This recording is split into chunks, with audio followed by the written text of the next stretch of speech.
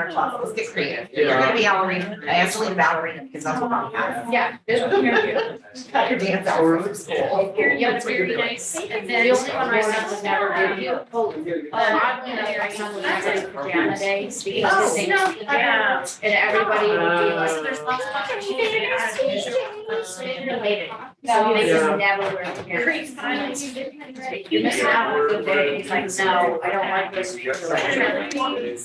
Well, I was feeling real frustrated because it was last Saturday. And there was one little girl that had like a tissue box and her hair pulled out. That's mom that has more behind.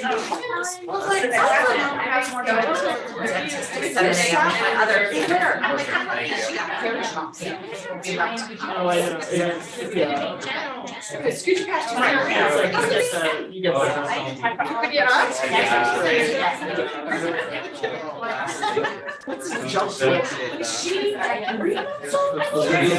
Everyone's all like together. Not talking or walking. No. Sitting up, probably. Okay. Okay, you don't have your head out.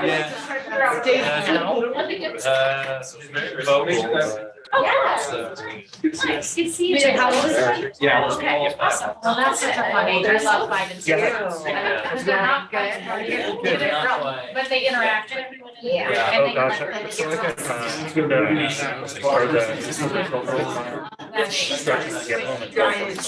They are. Like, you just That's want the to- official word. Yeah. The squishy. I love that. 5 and 6. And then blink your eyes and you'll have like a 15-year-old that is not. She'll have an attitude. Yeah. That's something that matters. That may happen. Sorry, Yeah. or 30 minutes. I'm gonna be rushing home to get it together.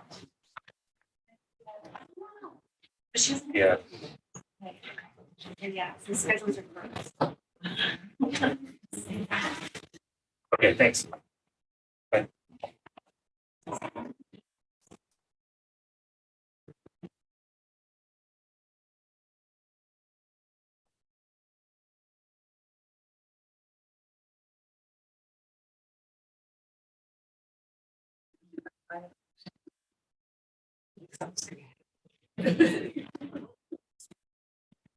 Yeah. I was like saying popcorn, like where to I know.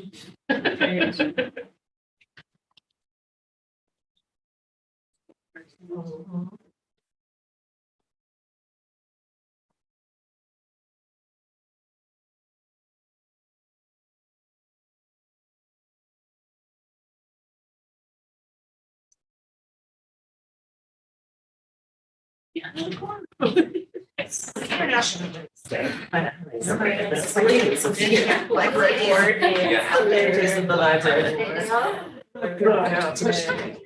Well, I just, there was like people in my office. I was like, I have to go. Like, I have to go. I find that if I made it, I walk well, walk about the purpose. That's nothing too scary. Yeah.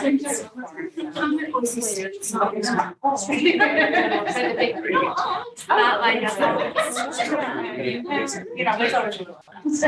Very exciting. No.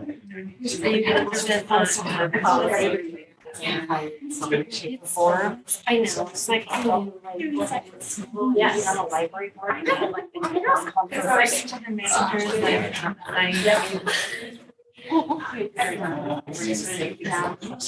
it's like, what are they saying?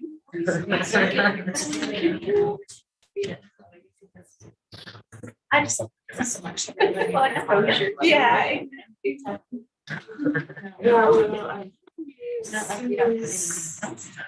Curious to where I just started. Okay, and are you having issues there? For now, you should be like, Can you see it? Because he died in 5 seconds, so. There we go. Back up.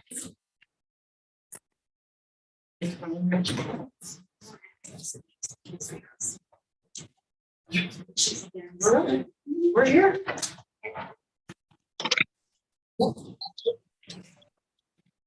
Okay, good morning, everybody, and welcome to the Boise Public Library Board of Trustees meeting for today, Wednesday, March 8th. Let's start with our roll call. Pantera. Here. Fresh. Here. Clemens. Here. 3 board members present, Magnuson and Plenty absent. Great. Do we have any staff introductions this morning? Yes, thank you. I have some new staff members that will be, some that will just be observing and then some that will be presenting. In the back, maybe you can stand up. This is Josh Letzinger. He is our new communications manager, started last week with the city, so we're very excited. And as you know, we've already talked to him about one of our key strategic findings about people don't know what the library does, and so he's on that already. And then also Eric Moria will be presenting, he is the city's finance manager, finance and budget manager. So you'll hear from him later today. And then Jen Villalobos, most people may know you, but she's also going to talk about this. Excellent. Welcome, and thanks to all the staff for being present today. We have no communications on the agenda for this morning, so we will move right into reviewing and approving the minutes from our last meeting, which was February 28th. I will move to approve the minutes of the February 8th, 2023 regular meeting. I second. Minutes are approved. We'll move on to the consent agenda. You could review the agenda for today, and we will get a motion to approve the consent agenda as well, barring any questions. I move to approve the consent agenda for today. I'll second. Consent agenda has been approved. Moving on to reports, we will start with our friends of the Boise Public Library and Jill Johnson. Hello, good morning. Just a couple of quick updates this morning. On February 20th, after I had a conversation with Jessica about House Bill 139, we sent a message to our contact list encouraging folks to get in touch with their legislatures with their views on that bill. And we had some really good and thoughtful responses from people that people copied us on what they sent on to the legislature. So that was, I think, a success from our point of view. We are also going through our membership drive right now. This is the first year that we've been able to accept memberships online. And so that's a new transition for us and is going quite well. And we are also have our board meeting tomorrow, where we will be looking at 3 scholarship applications from library staff. And we are very excited about all of that great energy and excitement that those scholarship applications always bring. So, oh, and I should say too that our donations are up and running across the street from the library after our soft launch a few weeks ago, and we're also having a very good response to that. So hopefully that will continue to keep our store stocked and maybe allow us to do some other things later on once the inventory is built back up. Thank you. Jill, remind us what the specific location is for donations. We're in the old Foothills school location, so just sort of right across River Street from the library. And we're currently accepting donations 3 days a week, and we're looking at possibly having another crew start to take donations an additional day, but we don't have that finalized as yet. Right now, it's Monday, Thursday, and Friday from 11 to 1. Thank you. Any questions for Jill? Thank you so much for your advocacy and support, Jill. We sure appreciate y'all. Thank you. Okay, next up, we have the Boise Public Library Foundation and Brian Manship. Good morning, Brian. Good morning. How are you? Hey, it's good to be here. And I apologize, first of all, for missing last month's meeting. It was my error and I missed the date, and I apologize. But I wanted to just give a couple updates for the foundation. As mentioned earlier, the foundation is in a position right now where we are looking to strengthen our foundation. We've had a few retirements, we've had a few moves over the past couple of years, and so we're eager to build up and strengthen our foundation once again due to those retirements, which are we applauded and we were grateful for, but we missed some of those individuals serving. We are also in the process of trying to improve, looking to improve our donation process. We are looking at options to be a little more cost effective, with the goal that we want to be more of a benefit, or have more of a benefit for the library and be more cost effective. So we do have a donation process in place, but we are looking to enhance and to improve that to better benefit the library. And so that will be forthcoming hopefully soon, that we can announce exactly what happened there. Furthermore, the Boise Comic Arts Festival is in our minds, and we're taking steps to actively visit business leaders to invite sponsorships of the Boise Comic Arts Festival.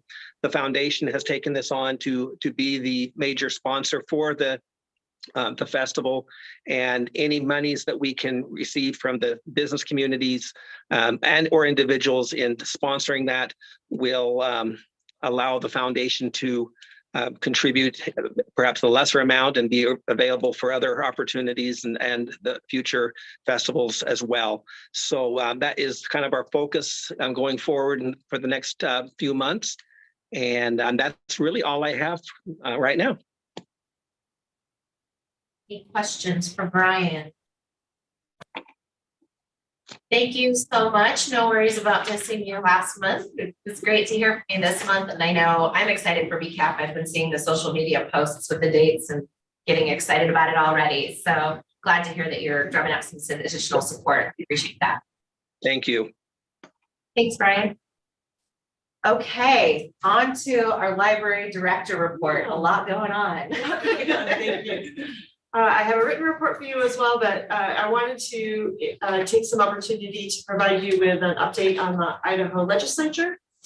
I want to talk about some upcoming opportunities we have for the board to engage with staff. And then, though he's not here at this meeting, Brian Clenny sent some questions ahead of time on the director's reports. I wanted to answer those so that you were aware of what the questions were and the answers for those as well. So I want to start with a legislative update. I think Jill previewed that a little bit. On Wednesday, March 1st, the House Education Committee held a hearing on 2 library-related bills.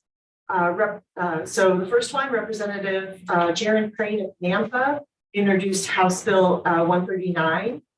139 would have provided for a civil cause of action against library governing entities such as the library board or library or school board. And a municipality that has the authority over a library, which would provide harmful materials to children. And the amount of that civil liability would be $10,000 per item. So as you might imagine, that was concerning to us for a lot of reasons. One, that harmful to minors wasn't clearly defined. We thought it was subjective and punitive. So both Brian and I were there to testify in opposition to 139, although we weren't called at that time. That House bill, or the House Education Committee, voted on it and decided not to send it forward to the full House for consideration. After that, they started a hearing on House Bill 227, and this bill was something that the Idaho Library Association had worked to provide for consideration. It was introduced by Jack Nelson and Jerome, and we really thought it would codify some of the best practices, make very clear to the public the role of local oversight, and make sure that every library had clear and consistent collection development policies, a process for review on an ongoing basis. So I had submitted written testimony in support of that bill and had the opportunity to testify in person. The House Education Committee adjourned before taking action on that bill. So where we are today is we expect that there will actually be a new bill introduced, and we're hearing that it may be introduced in the Senate, and it may be a bit of a blend of this year's House 39 and last year's House Bill 666. We haven't seen it, so we don't have any additional information for you on that. But we do think that that idea of having a punitive bill in place is still something that would be considered this session. And obviously, we will be updating you if there are opportunities for engagement. And I know that I really appreciate that you've already, knowing that Brian is not available, that you're willing to step in for the board. We also know that the overwhelming majority of items don't support censorship. These actions that will result in censorship and any move to criminalize rights. Any questions or anyone? Madam Chair, Yes. I guess just appreciate your work going down there and people being involved, including Friends of the Library as well. Librarians' jobs are hard enough already, to feel like you're under attack is really, really difficult and challenging. And so I definitely know the effect that that has on staff. So I appreciate everybody hanging in there and kind of pushing through. Madam Chair, I was going to say this same thing, and I wanted to also just acknowledge how, after COVID and staffing shortages and the political climate, that I know it's really draining on library staff. So thank you for your leadership and support of the library staff, and I think the entire board would be very grateful to the staff for just hanging in there and being passionate about what they do. I think some of the upcoming activities that Jessica's about to share with us will be a good opportunity for us to be able to in person demonstrate some of that appreciation and support. That is so true. Thank you for this. In fact, on Tuesday, April 11th, the library is going to hold a staff appreciation event. You are all invited. Carrie Davis will send out a request for you to RSVP to that. Because particularly we anticipate that we'll have 3 or more of you, and we'll need to do a public notice for that. But we would really love to make sure that you're all there. So that opportunity to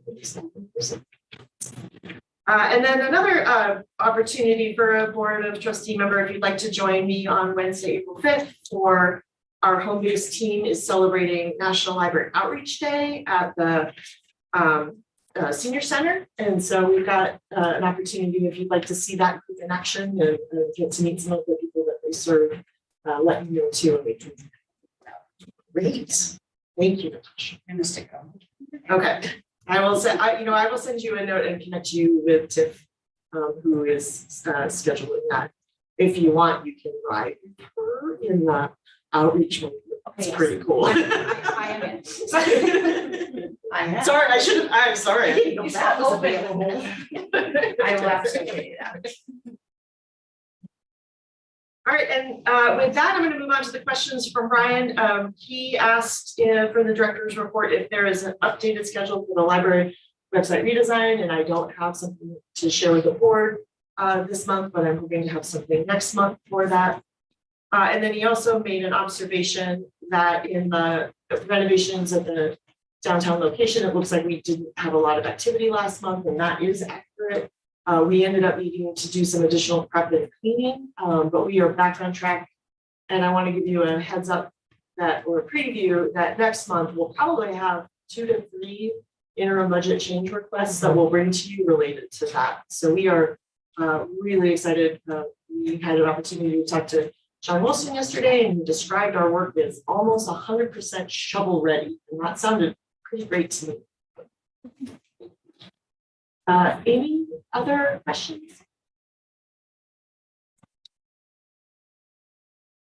Thank you. Great. Thank you, Jessica. Appreciate it. Appreciate your leadership as well.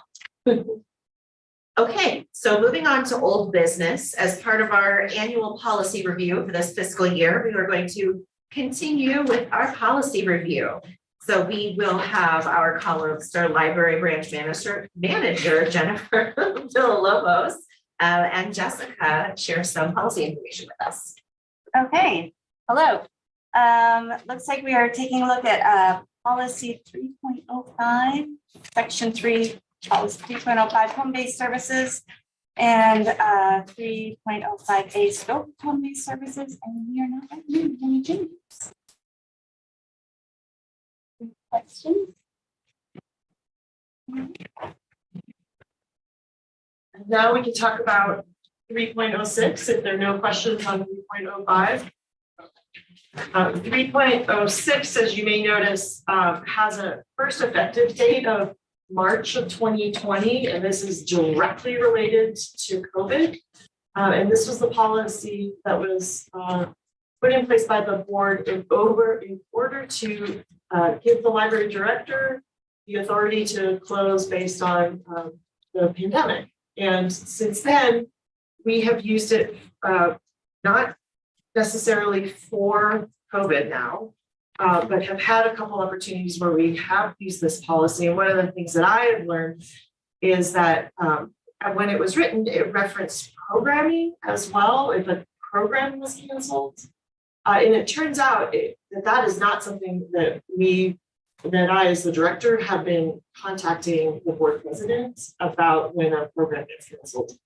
And that may mean, some of the programs get canceled because it's a story time in a park and the air quality index is in the 100 or 150 or above. So we don't do those outdoors. So we'll cancel that program. Or if it's a program that's with a partner and the partner is not available, then that program gets canceled. Or if we have a staff that is out sick. So it turns out that we are not following the policy as written. And I don't think the intent was to have the board notified every time something on our program calendar changes. That just is really overwhelming in terms of my workload and the president's workload.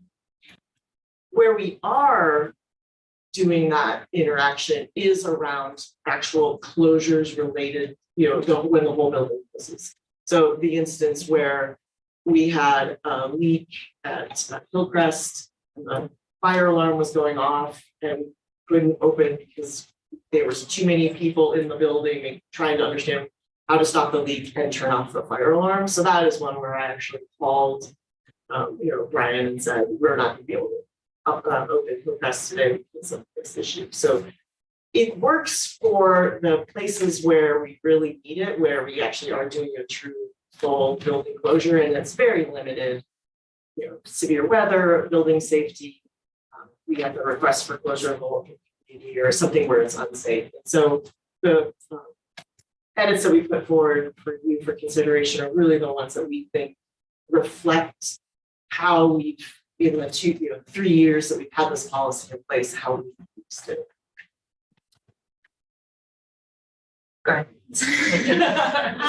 Really just a question. So with regard to canceling programming and meeting rooms, the stuff that was taken out of this, is there, I don't think it necessarily needs to be in policy, but is there a regulation or anything governing that, or is that just more just a day-to-day operational, not covered under policy? Yeah, I think it's day-to-day operational. Like, for instance, if we do need to, say we have to cancel an outdoor story time, we do it, we notice that by social media, we put something up, physically at that location, signboard that says this is canceled, or so we'll do it in the moment.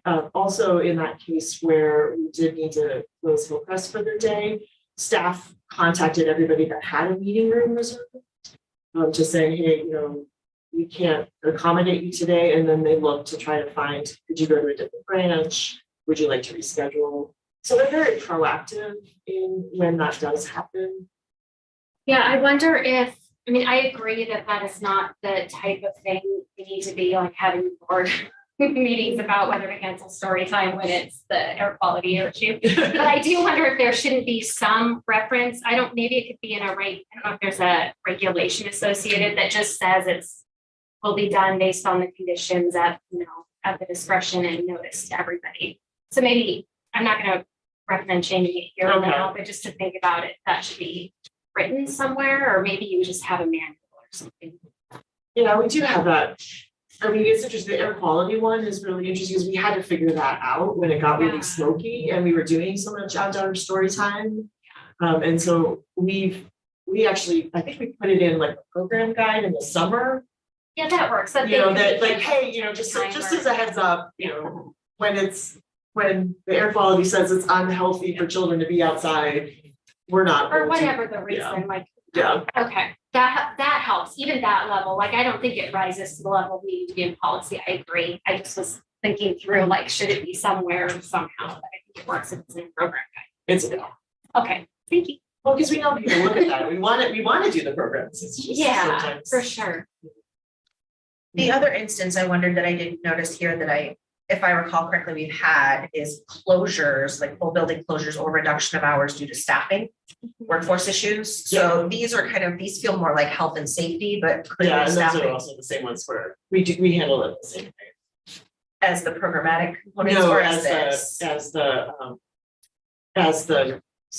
because I consider that reduced hours, Okay, and so that is the ones that I am.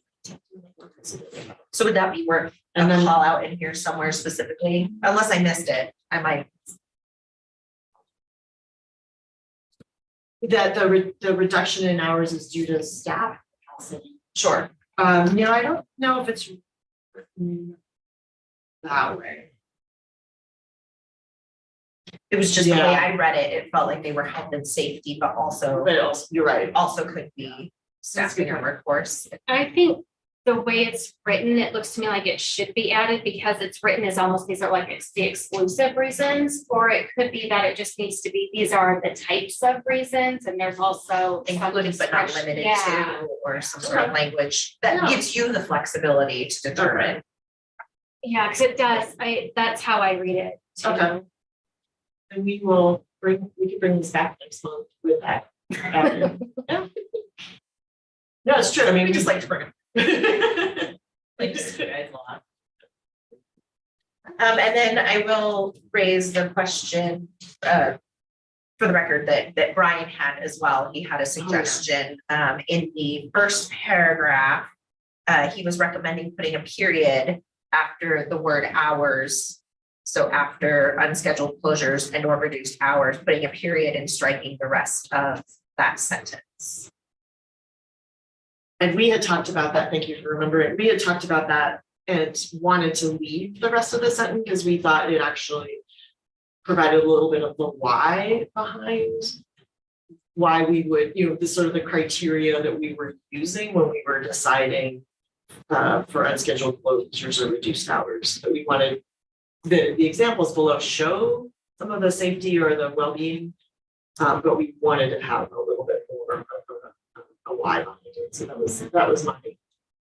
I would agree to leaving it in, but I had the thought maybe service levels would be added or something that gets to the staffing. So if you can't maintain adequate service levels, that's another kind of broader consideration. Okay. That would be helpful. Absolutely. Any other comments or questions? Okay, we will bring this one back next month with some additional revisions. Thank you, Jennifer. Appreciate you coming over. Thanks, Jessica. Okay, moving on, we will get another update on the exciting strategic planning process from our main library manager, Heidi Lewis. Thank you so much. I'm very happy to be here today. We've got some great content for you, hopefully. We're really excited to be able to share this with you.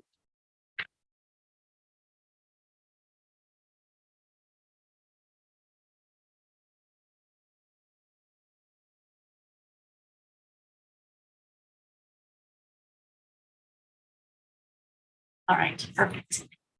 Thank you. So our agenda today, we've got the council. There we go. We have the council presentation update, revisit the project timeline, review revised vision, mission, and value statements, and review new strategic priorities and goals, as well as next steps. So at our last board meeting, we discussed the 12 key insights in depth. We obviously have a lot of content today and some discussion. So for the council presentation, Jessica reviewed phase 1 of the library strategic planning process. Was it last Tuesday or 2 Tuesdays ago? It's 28. Yes, the 28th. Yes, Yeah. thank you. and previewed areas of focus. So that's what we brought to them. I wanted to share a few of the comments. If you haven't watched the recording that I believe Jessica shared, if you haven't had a chance yet. So some of the comments received during that presentation from council members was real appreciation for library staff on multiple fronts, appreciation for the amount of community outreach done in phase one, and that the plan will be built on the community input we received. Council members noted that this is an important time to show support for the literacy and lifelong learning opportunities that public libraries provide, that equitable access to services requires equitable access to facilities. Comment that the supporting role as a central access point for community resources requires training and professional development for library staff, and additional staffing in facilities will be needed to maintain all levels of library services as Boise grows. And Councilmember Halliburton was there for that. I didn't know if you wanted to add anything. Yeah, maybe just a little bit of context. Thank you for the opportunity to add a little bit more. It was a very interesting meeting because we also got plans from some other departments and stuff like from the police department, the fire department, and it was really impressive, I think, to see the amount of outreach that the library had done and how the outreach will inform sort of the next steps. And I think that there is probably some desire from council to get to some of the specifics, you know, what that might include, staffing, location, recommendations, things like that, because I think we all know that that's a discussion that has to happen at some point, and you know, people I think are eager to not dance around it. So I would just, you know, relay encouragement for the strategic plan and the library staff ask for what they need. And I think it's well informed by the outreach that's already been done. Thank you. All right, so very briefly on our project timeline, we are actively engaged in the drafting of the strategic plan. We're feeling on track for phase 2 there. And then as part of that, drafting the plan. The first part of that is revising or refining the mission, vision, and values. The library management team created the new versions that you'll see shortly. Then we gathered staff input, and then we updated them, brought them back to the staff, and now we're bringing them to you. They are working drafts, and they will have additional stakeholders that we'll continue to work with. And they will remain working drafts until the final plan is brought to you and approved by board and council. And after presenting, I'll have 3 slides, one for each. After presenting them, there'll be a chance to discuss them.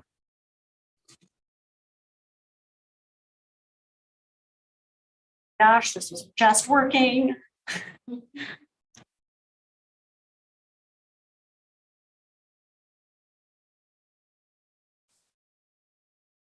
Okay, perfect, thank you. Ooh. All right, so our vision, thank you for your patience with that. Our vision, aspirations we have for the library. We actually don't currently have a vision. So our new vision is Boise Public Library is where everyone in Boise goes to grow. Our mission, our purpose, and why we exist. Our mission is to provide access and opportunity for everyone by connecting people to ideas, information, and the community. And our values, what we believe in. Our revised values are: we welcome and serve everyone. We provide information, services, and programs that are free and open to all. We uphold the right to privacy and the freedom to read, seek, and hold different points of view. And we adapt to emerging needs in our community.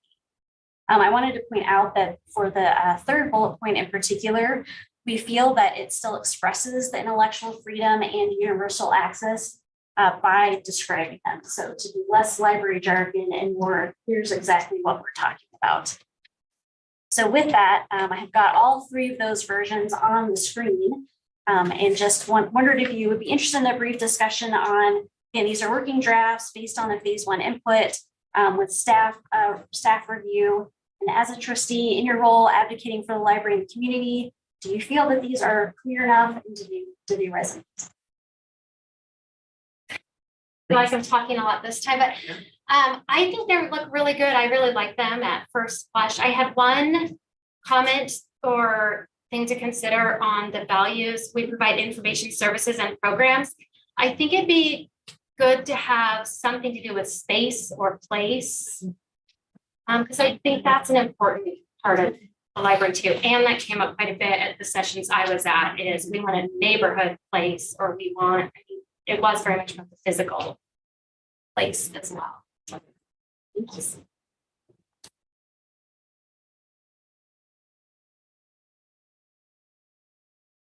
As I read the vision, and maybe I'm just thinking in public television terms or something, as I think about where Boise goes to grow, I was thinking about the opportunity to learn and grow, or something that really connects it back to that kind of library component, with the core business of libraries really being the provision of books and education, in addition to all the other things that we do through community connections and space and other things. Grow feels very big to me. So just a small thing, just a thought. I like the inclusive nature also of that, because I think that those are great.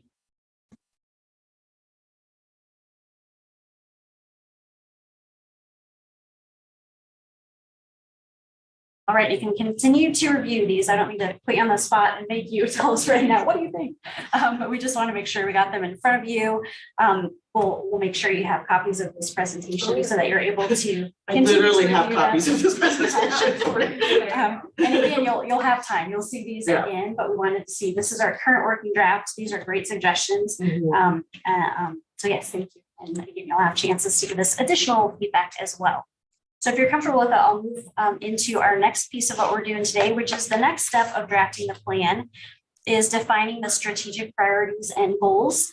The strategic priorities is both what the city of Boise uses overall, and then also what other city departments uses, such as the fire. They recently did the strategic planning, used strategic priorities as their highest level. So you're adopting that vocabulary as well. The project team, Luis Marquez behind me, who you've met before in some other presentations, Emily and Jessica, we led the effort and then worked with the library management team to define these. They're again based on the phase 1 input, the 12 key insights that we discussed last time. So without further ado, our 4 strategic priorities for the next 5 years are to expand access, increase impact, optimize resources, and measure value. I'll talk a little bit more about each one of those on the next few slides. And then again, I have another slide that has them all in one for discussion if interest is there. So for that first one, expand access, make our collections, programs, and services available when, where, and how people want them as the priority. The strategic priority, the goals: increase access to materials, enhance and expand physical presence, increase the number of residents who benefit from library services. Next one, the priority: increase impact, create valuable experiences for every resident, and meet their needs at every stage of life. Goals under that are elevate literacy and lifelong learning and collaborate with community organizations. Under optimize resources, priority: modernize, strengthen, and streamline our operational capabilities. Goals under that priority: modernize operations and invest in the employee experience. And finally, priority, strategic priority: measure value, establish impact and performance metrics, and use data for decision-making. Goals under measure value are define and communicate impact and foster transparency and accountability. So I'll talk just a little bit more about that. We've got, again, all of those on one page, and we wanted to give a little bit more context for them. So we'll be using these strategic priorities and goals to draft the plan itself and to create the collateral. Then that would be a new web page, a document we hand out, an executive summary, and then use, moving forward with working with staff on these. So we're using them on all those external facing elements to write the narrative for the strategic plan. We kept thinking about what you said, Rebecca, last time, which was how many goals really should we be taking on? And so with that in mind, I've bolded one goal under each strategic priority that the library management team really talked through, that we wanted to have 4 goals that we're starting with, focusing on in FY24. So knowing that all of these things are what we want to accomplish over 5 years, but really focusing at first based on criteria, a variety of criteria. So including capacity, budget, dependencies, and breadth of impact. These are the ones that we're highlighting. A couple of them in particular also, we feel really address a lot of the discussion at the last board meeting about the key insight number 8 being the most important, which is the community does not realize or know enough about what the library does. as we've done some more research and thought about it, collaborating with community organizations is one of the best ways to get that information out there, especially for people in need in the community. And so although it's not written in there, we really feel like that is key to addressing the key insight number 8, as well as define and communicate impact under measure value.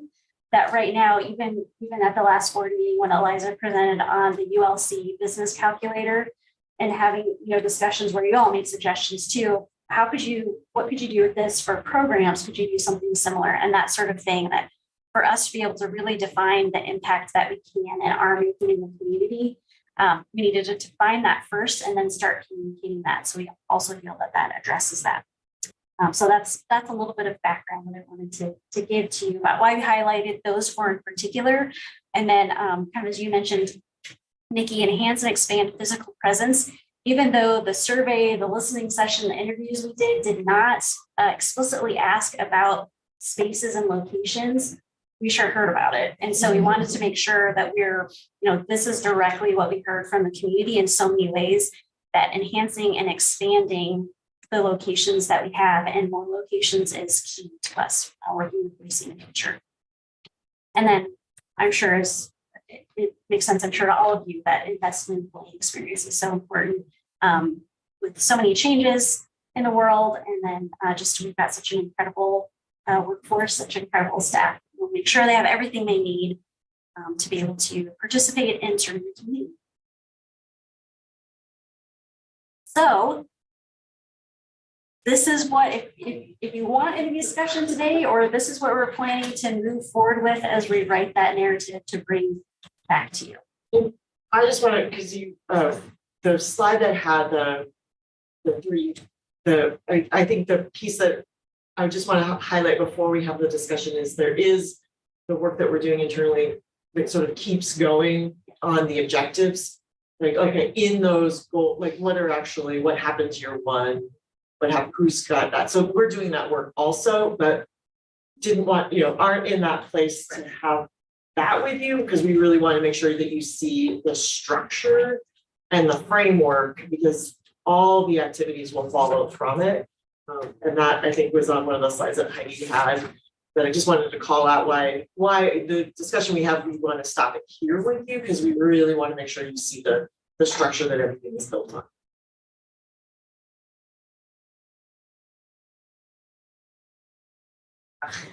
Nikki, you go first, and then I'll jump in. Yes, Okay. ma'am, Nikki.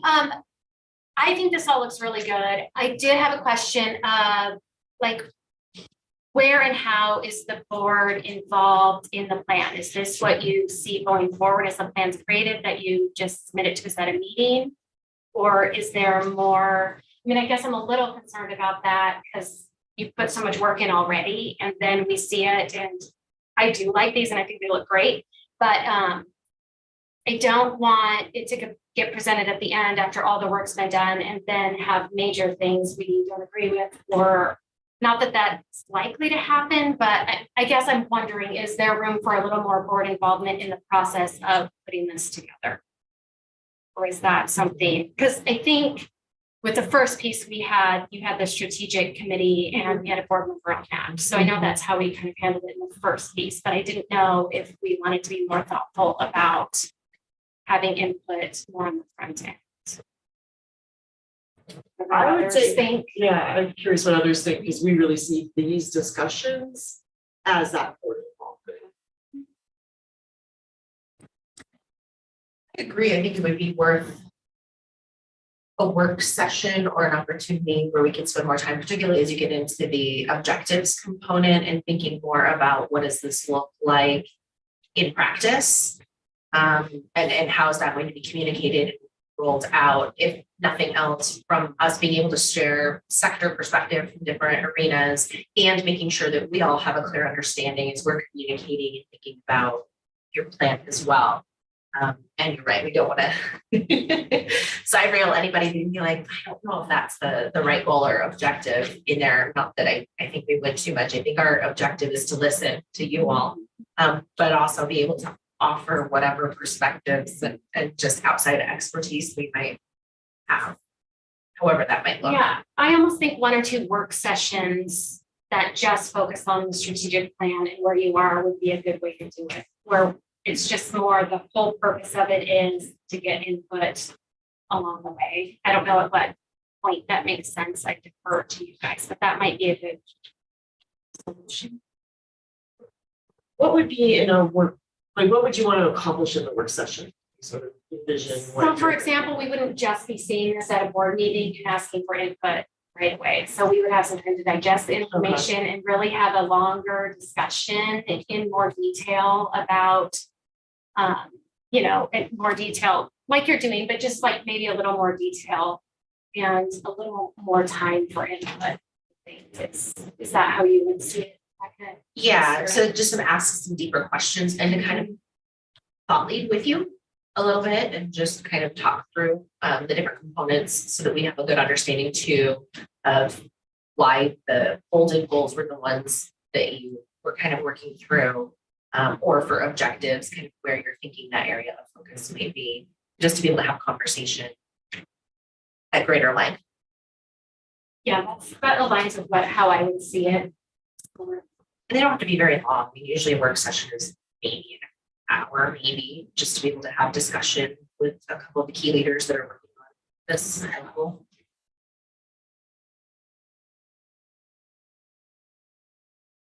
Madam Chair, I might offer something, I think just from a different nonprofit perspective. I think one thing that could be valuable in a work session is trying to understand what the board's role is in those different aspects. And so like a lot of times, you know, if I'm presenting to a BBP board member, for example, and I say, you know, one of our goals is invest in employee experience. Well, what does that mean for the board? And what is the board's responsibility for involvement in that area? And so I guess maybe if we were, as a council liaison, you know, looking at, and kind of as someone in the nonprofit sector, looking at what a work session would look like, I think that might be really interesting, is to say, like, what is the board's role and responsibility and shared understanding of what this actually means and what our involvement might mean. Does that make sense? Yeah, I can appreciate that. And again, I don't think our aim is to change direction or course or take away from the expertise of the staff and leadership of the library. Merely just to feel involved and be offer perspectives and understanding. I might be projecting from a council perspective as well, because I would kind of want to know the same things. At some point, this is going to come in from the city council and I'll be like, awesome. So like, how can I support, collaborate with community organizations, and what types of policies and decisions, you know, can I be making? And so, you know, there's probably a framework for what does that mean for the different levels of stakeholders in the process. Thank you, Councilman. One additional thought, and I believe it is just a thought from my public health brain, forgive me, because y'all know I'm in the middle of my own assessment, industry level assessment in the community right now. When we get to the goal level, and maybe you would do this more at the objective level, I would consider measures and even potentially looking at making SMART goals in terms of thinking about, especially since we're looking at measuring value, the strategic plan is a great place to start with that in terms of thinking about enhancing and expanding physical presence. What specific components of that, using a SMART or SMARTY now with inclusive being added to SMARTY goals can we have to have those components? And again, maybe the goal is kind of a higher level umbrella for you and you would do that under the objectives. But I think having some measurable components for that, even if they're 3 to 5 year or longer, would be really helpful for us so that we can speak to the progress in it when you know that it's achieved, what success is going to look like under some of these areas. And I like to collaborate with community organizations. And from my perspective, I think of it as both ways in terms of the library sharing and working with community organizations to understand and promote the value that the library does. But at the same time, as a community partner, we value the library as a place for nonprofits and other organizations to be able to share and promote their services with the patrons of the library as well. And so I think reflecting that under that goal will be important in terms of both how you're collaborating to promote awareness of the resources and services that the library provides, but also being a convener and a resource for sharing other community organizations' information to the folks that are coming through here as well. I don't know if I'm allowed to jump in or not, but I'm going to, we chose the word collaborate for that exact reason. It felt much more exchange versus us just reaching out and saying, help us. That was an exact thought.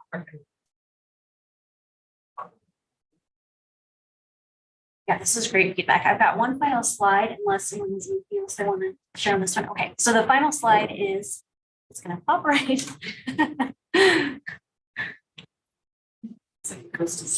I think it goes to sleep. That's what I'm gonna say. So I don't know why else. Okay, yes, thank you. Carrie probably saying on that one. Thank you, Carrie. Is drafting the external facing strategic plan document for board and council approval and creating the internal facing implementation process document, which would outline objectives, actions, and timelines for FY 23 and 24. And with your feedback, then we'll keep working on this. Those are our next steps in mind. Additional direction from you all today. Can you remind me, Heidi, what the kind of general timing sense of for these two components that you have here? We're hoping to have something ready for the summer. So we're really trying to, I think that's part of it, is we've gotten feedback and talking to different stakeholders that we got so much input. They just really wanted us to start doing the work and show back. And I think maybe that's where we got a little bit of just like, hey, we got this, we'll just show it to you, we're good to go. And so I think that will be part of it is determining, how soon we can get those work sessions scheduled, that sort of thing. And we'll keep working on it while taking additional input and feedback to make sure that when we bring this to you for approval, it's something that you feel ready for. All right, thank you all so much. I really appreciate it. Thank you, Heidi. I appreciate it too. It's been really exciting to follow. Clearly, we're eager to be involved. Thank you. Okay, moving on to new business. This is actually an action item that we carried over from our discussion in February. This happens at different parts during the year, depending on what else is happening. So we are going to move into our financial forecast. It's not an action item. You said It was an action item in February. Okay, sorry. Not Sorry. today. No, I'm sorry. You, action item has a very Sorry, agenda item? agenda item. Agenda Yeah, no, item. I was like, we're not voting. Agenda item. This is an agenda item, yes. Okay. Anyway, so we have Eric Villamoria here from the City Department of Finance and Administration. He's our budget manager to go through the 2024 budget process with us. Welcome. Thank you very much. Good afternoon. It's my pleasure to be here. We have something of a brief presentation today based on where we are in the budget process. But let me just kind of first provide an overview of what the budget process, I'm sure there's going to be lots of discussion about this over the ensuing months, what we try and accomplish. Really what we try and do is ensure funding for the next fiscal year that's allocated by the City Council aligns with the current values and priorities. When we do go through the annual budget process, we're not resetting the entire budget for the entire organization. And in reality, the majority of the expenditure budget is dedicated towards ongoing expenses, primarily people. So when we go through the budget process, we take an incremental budget approach, whereby we look at what was approved in the prior year. We eliminate any items that were funded only on a one-time basis, and then we make changes to that as necessary. When we go through the budget process, obviously we're looking to ensure that we have sufficient funds available to support all planned and ongoing costs. We adjust for the cost of the revised cost of ongoing services, whether it be people, utilities, fuel, everything that would encompass what we do. We adjust our revenues to reflect anticipated changes, and I'll speak briefly to that on a subsequent slide. And then really seek to resolve the differences between anticipated revenues and expenditures. So if we have more revenue, we figure out how to allocate it. If we have more expenses, we figure out where we cut to meet the revenue that we do have. So as I mentioned, we are quite early in the budget development process. Last year, I think I came and spoke to the board in April, and given another month, we might have a little bit more information to share. The general fund forecast, which is really the basis for making decisions as part of the budget process, is still under development. There are numerous decisions yet to be made. And some of those are highlighted here, decisions around property tax and, whether to take the full 3% that's allowable under state statute or something less, decisions around fees and charges, changes to the fees that we assess, resource changes, whether it be the addition of new positions, augmented service lines, things of that nature, compensation decisions still have yet to be made, which capital projects are going to move forward, and then any response that we might have to legislative impacts to our budget, we'll still have to work through as well. But with that, I can provide kind of an overview of how the city of Boise's budget is constructed, with maybe some specific call outs to the library. And I'd be happy to stand for any questions to go through this. So the slides that you'll be seeing are based on the current year's budget, in recognition of the fact that all those things I just mentioned haven't been yet resolved. And you can see on this slide, the current fiscal year's budget, when adopted, was just north of $860 million. You can see how that was allocated: general fund, capital funds, enterprise fund, and other funds. So the general fund, at 36% of our current year budget, really accounts for ongoing costs associated with general government services. So think police, fire, parks, library, things of that nature. Also primarily supported by taxes. For the library, that would encompass all staffing, as well as any other day-to-day operational needs. Capital funds covers infrastructure projects, major equipment such as vehicles, fire trucks, courier vans, things like that. Major repairs and maintenance, including major repairs and maintenance at the library. Also primarily supported by taxes and in some instances development impact. It's not applicable to library, but that's the other revenue stream here. And you can think through, like I mentioned, major repairs at the main library or past projects like Bound Crossing branch library would be covered under capital funds. Enterprise funds, not really applicable to the library, but that would be operating and capital costs for our airport, solid waste fund, water renewal fund, and geothermal fund. Those are not tax supported. Those are primarily supported from user fees. And then all other funds, it's kind of a hodgepodge, make up about 10% of our budget, including debt service, housing, fleet, risk and health, and numerous others. As we look at our overall general fund revenue, you can see overwhelmingly our primary funding source is property tax at 57%. Some of the other categories include sales tax at just under 10%. Departmental revenue, and I'll speak a little bit to that because there is a library component there at 10%. A few others highlighted on this slide. I'll just focus just briefly here on property tax because it is such a large component of our revenues. In the current year, the budgeted revenue estimate was $175.4 million. In terms of year-over-year growth, there's two factors. One is base growth to support cost increases on existing services. And as part of the current year's budget, the City Council approved a 2.45% increase. Really in recognition of multiple things that we have to keep going. We, obviously need to sustain operations. And there was also a goal there to provide relief to homeowners feeling the pinch of burden shift, and also burden shift in just a moment. We also grew by 1% associated with new construction. Those are new payers paying into the system, and typically that revenue is dedicated towards growth-related services. As part of this year's budget, the City Council also approved a rebate program for qualifying homeowners. That was something that I think the city was very excited to be able to offer and wasn't available in prior years.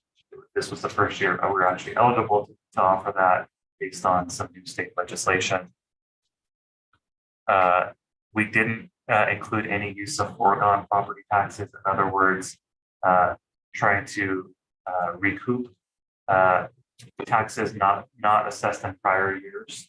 You might recall that in 2021, right after COVID hit us, the City Council approved a 0% increase, again in recognition of some of the struggles of homeowners. Lastly, the fiscal year 23 property tax budget was well below the 8% cap that was established by the City Council, or not by the City Council, by the state legislature 2 years ago. One more illustration around property taxes, because I think a lot of people have shown interest in this. And this is really kind of the burden shift and speaks to a lot of the strategies that we've employed, the City Council has approved around property taxes. And if you go back, 20 years, there was approximately an equal burden shared amongst property taxes between residential and between commercial. And what you can see here is that, especially since the Great Recession, and especially since 2016, when the state legislature made a change to the homeowners exemption component of property taxes, we've seen quite a diversion. So where we were approximately 50-50 20 years ago, now we're more at 75-20. And under the current construct, we can expect that to continue, unfortunately, regardless of whether the city takes 3% or not. On a previous slide, I did speak a little bit to departmental revenues. In the current fiscal year budget, that makes up about $32 million of our overall general fund revenues. Library makes up about 1% of that. And you can see on this slide here what that 1% is comprised of. Approximately 64% is system share and 27% courier. Those are largely associated with the consortium. Very small portions associated with replacement library cards, facility rentals, materials recovery, and non-resident. This slide demonstrates how the general fund budget is allocated by department. As part of the current fiscal year budget, you can see over half of the general fund resources dedicated towards public safety. And you can see on the bottom right portion, library makes up about 5% of the general fund budget. Just a couple of key dates, and I'd be happy to stand for any questions. We are gearing up towards a budget workshop in the month of May, where each of the departments has an opportunity to come and present to the City Council. So that would be May 23rd. The budget document will be released to the public and available on our website on June 16th. We'll have our overall budget workshop to kind of go over decisions and changes that might be incorporated after that May 23rd workshop on June 28th, and then July 11th would be our public hearing. That's kind of an overview of our budget, kind of where we stand right now, again, in the early stages. But with that, I'd be happy to try and answer any questions you might have. Just like to add a little bit about sort of what happens on the library side. We will start, and obviously this, Nikki, this will be familiar to you, and it's new for Rebecca and Tasha, where we will start to have a standard in the packet. There'll be a budget overview that has the process, where we're in it, and we'll put in some of the city priorities and sort of the where we have a clear forecast, we'll be able to share that with you and then show sort of how library priorities fit into that. And we'll just have it in every month's agenda or in every month's packet, so you'll be able to see that consistently. And then we'll bring you materials. And then, you know, you'll look at the budget and then it'll go to council after that. So there, part of it is lining up sort of when the budget office has stuff in our meetings and making that, but you'll start to see more of a detailed timeline that I'll be sharing in the packet that will include sort of library board meetings and what you're going to get those meetings. Since it is always a dance or a sequence, I'll say it's a sequence.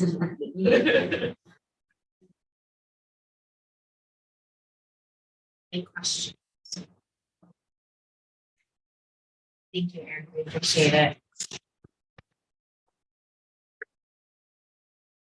Okay, we'll move on to the selection of the trustee to review payment vouchers. The trustee reviewing vouchers this month will be me. And then our next meeting date will be Wednesday, April 12th, 2023. Brian will be back with us then. And next we will move on to executive session. Vicki.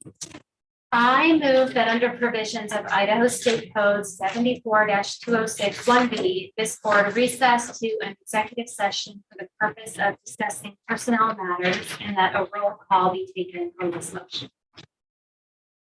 I second. Natara, Yes. Rush. Aye.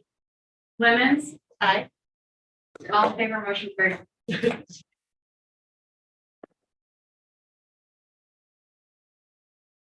You're moving. You're moving. Before I forget, I need to order. Well,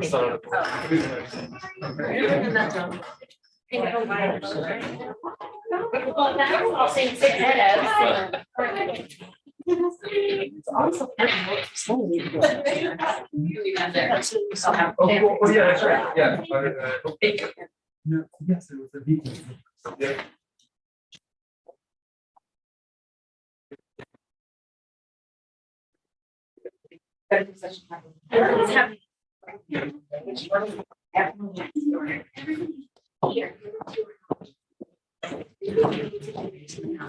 Yeah, no, really, Karen was so happy. Everybody that's gonna be here was in person. Right, yeah.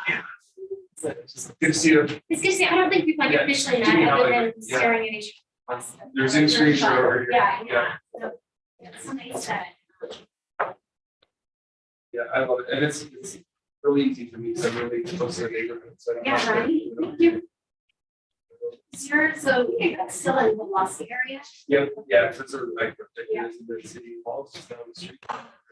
So if you spend your days back and forth there. I'm in City Hall all the way on Tuesday, from 8 a.m. until sometimes 11. So I'm there all the time, and then the rest of the week. Yes, okay.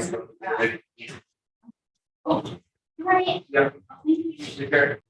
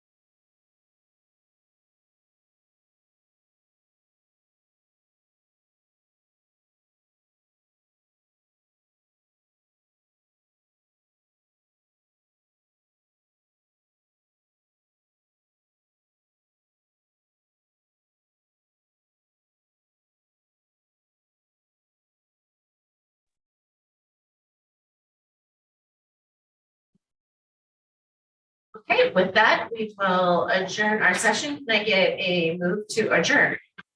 Motion to adjourn. So moved. Second. Okay, we are adjourned. Thank you. Thanks, Greg. Bye, guys.